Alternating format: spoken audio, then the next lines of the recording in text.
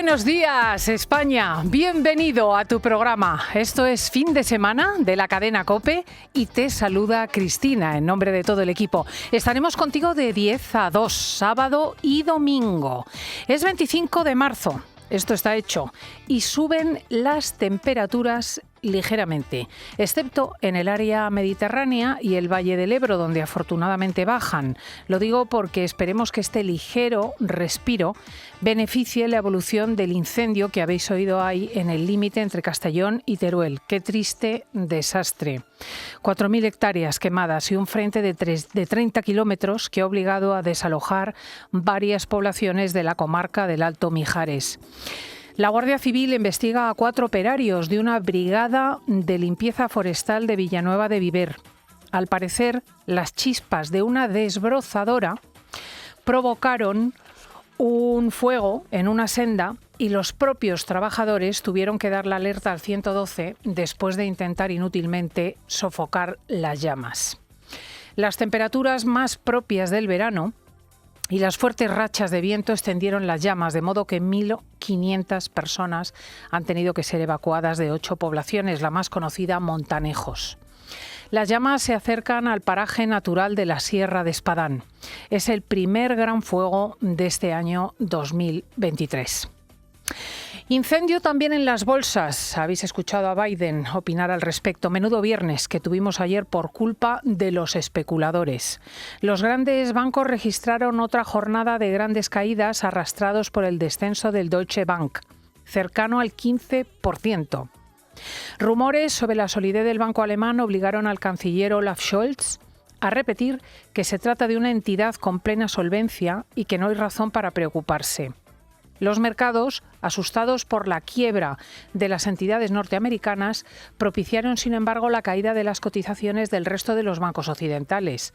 Fuertes descensos en los bancos italianos, holandeses, franceses. En España, los dos grandes, el Santander y el BBVA, descendieron un 4,8% y un 5% respectivamente. CaixaBank, 3,7%. Sabadell, 6,8%. Bankinter 5,5% y Unicaja 5,4%. Vamos a preguntarlo primero a nuestro experto, Pablo Jimeno, qué es lo que está pasando, porque ciertamente las cosas de comer y los dineros de los bancos preocupan a nuestros oyentes. Pablo es analista económico, director de la Escuela de Educación Financiera Método Free. Pablo, buenos días. Hola Cristina, muy buenos días. Pues a ver, cuéntame lo que ha ocurrido.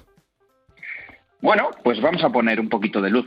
Lo primero, no estamos ante una crisis bancaria, sino ante una crisis de confianza. El problema es que la confianza, como decía aquel, es una virtud que se tarda en ganar toda una vida y se pierde en un solo momento. ¿Y qué ha pasado? Pues que en estos 3 últimos añitos, nuestros dirigentes, los líderes, pues hace 3 años nos dijeron que un representante muy conocido del Ministerio de Sanidad, que el COVID solo habría 1 o 2 casos en España, y mira lo que hubo. Hace un año, cuando las tropas rusas empezaron a hacer lo que llamaron maniobras de entrenamiento y dijeron que no era una guerra, hubo una guerra. Y ahora, ¿qué nos dice el Banco Central Europeo y las principales instituciones y los gobernantes de España y demás? Que tranquilos todos, que esto no pasa nada y que está controlado. ¿Y qué ocurre? Que han perdido la confianza. Entonces se empieza a provocar la crisis de la confianza en la que estamos inmersos. ¿Y cuál es la causa de tanta volatilidad? Porque yo pregunto y me dicen que los bancos son sólidos y que no cabe pensar en una quiebra del Deutsche Bank, que es un puro movimiento especulativo. Pues vamos a analizarlo. Bueno, lo primero, ayer, que era Viernes de Dolores, hizo honor a su nombre la jornada, porque efectivamente lo que nos decían... No, de Dolores es el próximo, Pablo. Dolores es en la víspera de Ramos, todavía nos queda una semana. Efectivamente, todavía nos queda una semana. Ya la Cuaresma va tan rápido con tantas noticias, pero efectivamente lo que intentaba decir es que lo que nos decían es que eran bancos pequeñitos y de fuera de Europa, ¿no? Y, oye, el principal país de la Unión Europea, Alemania, con su principal banco, el Deutsche Bank, pues empezó a bajar un 15%, ojo, un 15%. Acabó bajando un 8,5% y efectivamente se contagió al resto de bancos. Hay 3 claves para entenderlo, y esto ya sí que vamos a ponerlo. Están hipervinculadas la inflación que estamos viviendo con los tipos de interés y con los bancos. ¿Qué tenemos que entender y por qué el escenario no es tan negativo como algunos están pintando en las portadas de los medios de comunicación de hoy, que son para asustarse. Vamos a poner un poco de tranquilidad. Lo primero, la inflación. Esto es lo que hay que corregir y lo que está provocando todo. Se produce una inflación hace justo un año, 24 de febrero empieza la invasión en Ucrania y sube en el mes de febrero 240 puntos básicos los precios, un 2,4%. Empieza a escalar y no ha parado de escalar. ¿Qué hacen para resolver esto? Subir demasiado rápido los tipos de interés. ¿Por qué? Porque la inflación es un mal que hay que contraer. Y en esta subida rápida de interés hay algunos bancos que les empiezan a salir algunas grietecitas, porque todo lo que se hace con prisa, Cristina, todo, hasta cocinar. Yo de vez en cuando intento cocinar algo y hay que hacerlo con cariño, despacito, a fuego lento, porque sale mal.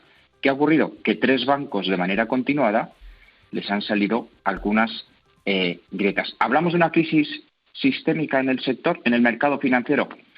Insisto, seguro que no. El problema, que lo hablamos en alguna ocasión, es que el pánico, es que el miedo, pues está provocando temblores. ¿Por qué? Porque hay una crisis de confianza. Estamos en un marco de volatilidad de las principales variables macroeconómicas brutal, de todo, del precio del petróleo, del gas, de la prima de riesgo, del Euribor, o sea, todo lo que se podía mover para arriba y para abajo como una montaña rusa está ocurriendo. Entonces, bueno, pues todavía son los coletazos de aquel COVID, de la guerra y de esta inflación que hay que corregir. Claro, la gente quiere saber si esto le va a afectar y qué soluciones y previsiones hay. Bueno, pues hasta lo que acabamos de comentar en este preciso momento, yo he intentado hacer un relato relativamente objetivo de lo que está ocurriendo, explicado de manera más sencilla y muy breve, que me gustaría que me dieras una horita, pero en los 5 minutitos que tenemos. Vamos con la parte subjetiva, y esta ya es mis recomendaciones. ¿Qué soluciones y previsiones tenemos para tranquilizarlo? Bueno, lo primero es que efectivamente ante una crisis de confianza, ¿qué hay que hacer? Dar tranquilidad y confianza a los mercados, a las personas, a las familias, porque si no, entraremos en una vorágine peligrosa de retirada de fondos. Lo segundo sería aportar sensatez. ¿Cuáles son los 2 principales variables? Primero, equivocación importante de intentar hacer crecer la economía con políticas ultra expansivas. No se hace crecer la economía inyectando y regalando dinero. Hay que apostar por invertir, por las empresas, lo venimos comentando. Y por último, oye, este es que si no lo digo, Cristina, reviento. Y entonces fíjate la cuaresma, que se me mezcla el miércoles de dolores porque lo anticipo una semana. Es que yo ya tengo los dolores por aquí dentro. Vamos a ver. Efectivamente, ¿sabes lo que está diciendo el gobierno? Que tenemos que hacer todos un esfuerzo, las empresas y las familias, de gastar menos para que bajen los precios. Si gastamos menos, ¿cómo nos están haciendo gastar menos? Oye, tocando los tipos de interés, con impuestos. Si retroceden nuestra capacidad de gasto, bajan los precios. Fenomenal. Pero el ejemplo es fundamental. Para predicar hay que dar ejemplo. Oye, que lo haga también el gasto público, el gobierno. Que reduzcan gasto y bajarán la inflación. ¿Y sabes qué? Están en el pico máximo de gasto público. Y esto también ayudaría. En vez de seguir haciendo crecer la deuda pública gastando récord, que se aprieten un poquito también el cinturón ellos, no solo tú y yo. Efectivamente, porque la AIREF ayer criticó al gobierno, ahora lo vamos a comentar. Pablo Jimeno, muchísimas gracias.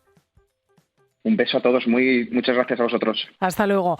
Efectivamente, la noticia de la bolsa coincidió ayer con la reprobación de la AIREF a la reforma de las pensiones. Es la Autoridad Independiente de Responsabilidad Fiscal de España, que tiene que garantizar la estabilidad presupuestaria y la sostenibilidad del sistema. Cristina Herrero, presidenta de la entidad, advirtió de que el cambio introducido por el ministro Escrivá disparará el gasto público los próximos 25 años y llevará la deuda hasta el 150%. Al menos alguien que se atreve a señalar que el rey está desnudo. No es buen camino, como indicaba Pablo.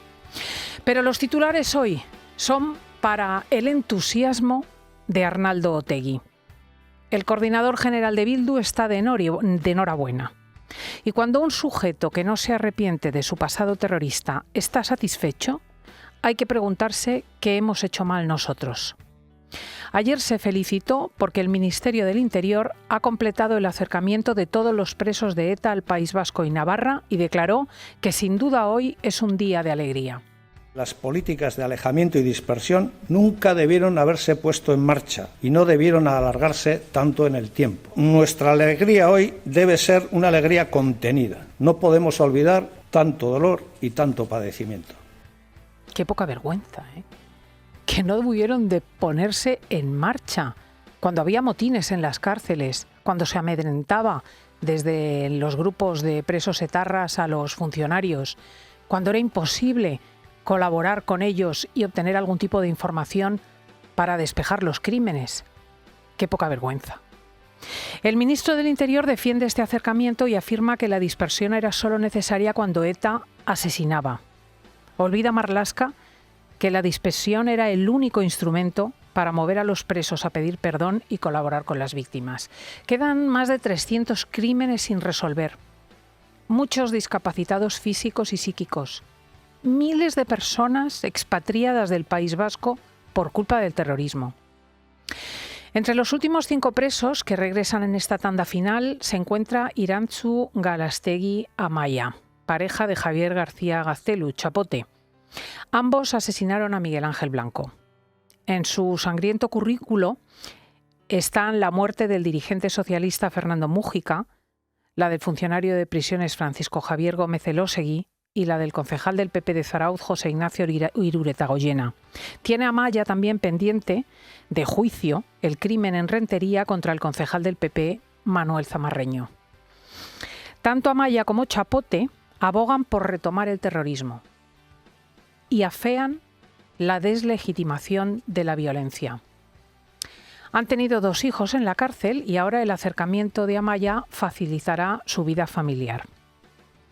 Chapote también tiene una larga lista de víctimas y se concibe como un guerrillero. Que sepamos, los asesinados son Alfonso Morcillo Calero, Mariano de Juan Santamaría, José Ignacio Iruretagoyena, José Luis López de la Calle, Jorge Díaz Elorza, José Javier Mújica Astivia, Irene Fernández Perera, José Ángel de Jesús Encinas, Enrique Nieto Villella y Máximo Casado Carrera. Pedro Sánchez paga de esta forma el apoyo de Bildu y el PNV a su legislatura. Para la siguiente, el precio incluirá que en 4 años salgan todos a la calle. Las víctimas de terrorismo tienen hoy un día aciago